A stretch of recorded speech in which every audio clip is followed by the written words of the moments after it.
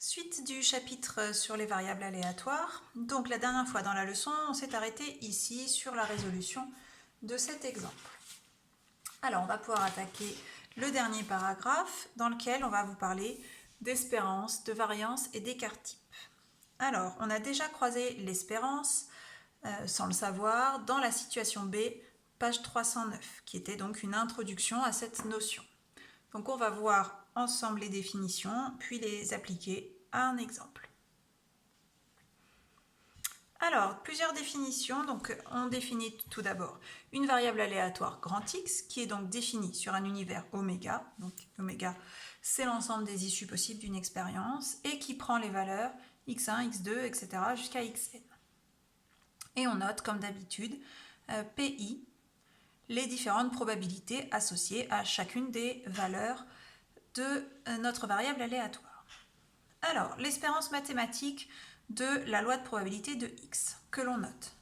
Grand E de x s'obtient en multipliant chaque valeur de la variable par sa probabilité et en faisant la somme de tous ces produits. Alors, cette expression-là, c'est une notation. Ce symbole qu'on appelle sigma veut dire qu'on fait la somme pour i allant de 1 jusqu'à n de pi fois xi. Si vous regardez bien, c'est exactement ce qui est écrit au-dessus. Si je fais la somme pour i allant de 1 à n des pi xi, je vais commencer lorsque i vaut 1, ça va faire p1 fois x1. Ensuite, comme c'est une somme plus, je passe à i égale 2, p2 fois x2, etc. jusqu'à arriver à i égale n, donc pn fois xn. Alors, vous n'êtes pas obligé d'utiliser cette notation-là, celle-ci va très bien, mais vous rencontrez au moins pour la première fois cette notation-là. Donc ça, c'est pour l'espérance. Ensuite, on vous parle de variance. Donc on n'en a pas parlé dans l'activité, dans la situation B. On va le voir ensuite dans l'exemple et on va voir ce qu'elle représente. Alors, la formule est un peu plus compliquée. Donc quand on calcule la variance d'une loi de probabilité d'une variable aléatoire x, on doit appliquer cette formule. V de x, ça veut dire variance. Donc on doit faire, on va s'intéresser de plus près à cette expression. Donc on doit faire la première valeur de x moins l'espérance, le tout au carré, et on multiplie par la probabilité P1. Et ensuite on fait la même chose avec la deuxième valeur de la variable aléatoire x moins l'espérance, la différence au carré, on multiplie par P2. Et ça, jusqu'à la fin des valeurs de la variable aléatoire grand X.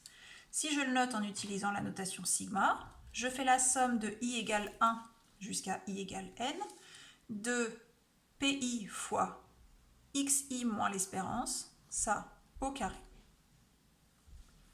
Donc la formule est un peu compliquée et en plus pour calculer la variance, il faut avoir l'espérance.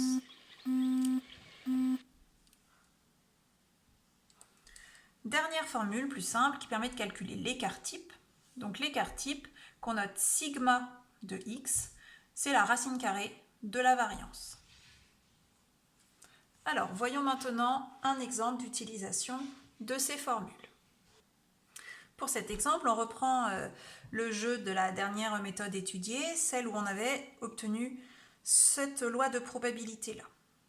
Donc c'était l'histoire on tire une carte dans un jeu de cartes, on gagne 2 € si c'est un cœur, 5 si c'est un roi, etc. Alors on va commencer par calculer l'espérance.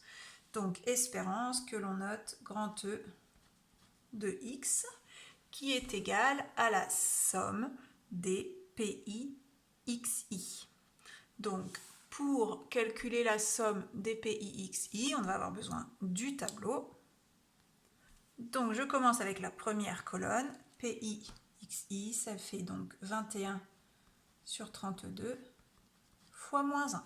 Donc je fais P1 fois x1 plus le PI suivant, P2 fois x2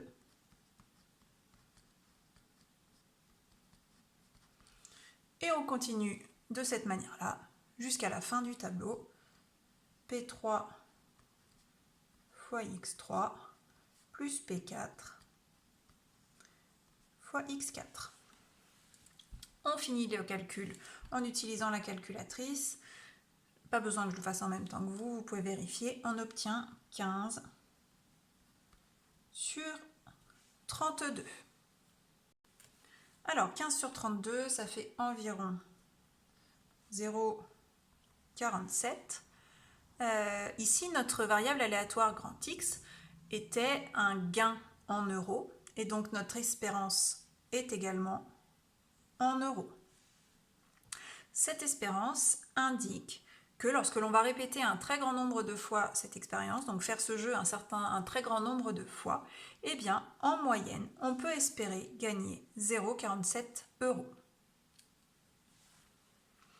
Passons maintenant au calcul de la variance. Donc la variance se note V de X. La formule que l'on vient de voir, c'était la somme des PI, facteur de XI moins E de X, le tout au carré. Alors, on commence avec les premiers, P1 et X1. Donc ça va faire P1, 21 sur 32, fois la différence X1, donc moins 1, moins l'espérance, 15 sur 32. Plus, je continue avec la colonne suivante. Donc, je passe à P2, 7 sur 32, facteur de X2 qui vaut 2, moins l'espérance au carré. Plus, on continue avec la colonne suivante. Donc, c'est P3, 3 sur 32, facteur de X3 qui vaut 5, moins l'espérance qui est toujours de 15 sur 32. Et je termine avec ma dernière colonne, P4, 1 sur 32, facteur de X4, 7, moins 15 sur 32 au carré. Alors ici, on va juste en donner une valeur approchée, donc c'est évidemment la calculatrice qui fait le travail. C'est-à-dire, on obtient, comme c'est indiqué sur votre leçon, 5,1865. Ici, ce n'est pas en euros, okay, puisqu'on a calculé des carrés de valeur en euros, donc il n'y a pas d'unité pour la variance, pas d'unité significative en tout cas. Il nous reste à calculer l'écart type, sigma de x, qui est égal, lui, à la racine carrée de la variance, c'est-à-dire environ racine carrée de 5,1865, et on obtient, comme c'est indiqué, 2,28 environ, 2,28 étant, lui, bien en euros. Alors, la signification de cet écart type est un petit peu difficile à expliquer. Cet écart type, c'est la moyenne des écarts par rapport à l'espérance. Donc ça veut dire que sur un grand nombre d'expériences, si on répète un grand nombre de fois l'expérience, on va avoir en moyenne un écart de 2,28 € par rapport à notre espérance mathématique de 0,47 €. C'est-à-dire que si vous calculez pour plusieurs parties l'écart entre ce que vous avez réellement gagné et l'espérance qu'on avait calculée, eh bien cet écart sera en moyenne de 2,28 €. Donc ça veut dire que comme on a une espérance de 0,47 et que j'ai un écart type de 2,28, 0,47 moins 2,28, ça donne un nombre négatif. Donc ça veut dire qu'on a quand même beaucoup de cas où on va perdre de l'argent. Donc voilà, ici, l'écart type de 2,28, qui est quand même assez grand, signifie qu'on a quand même beaucoup de chances de perdre de l'argent dans ce jeu.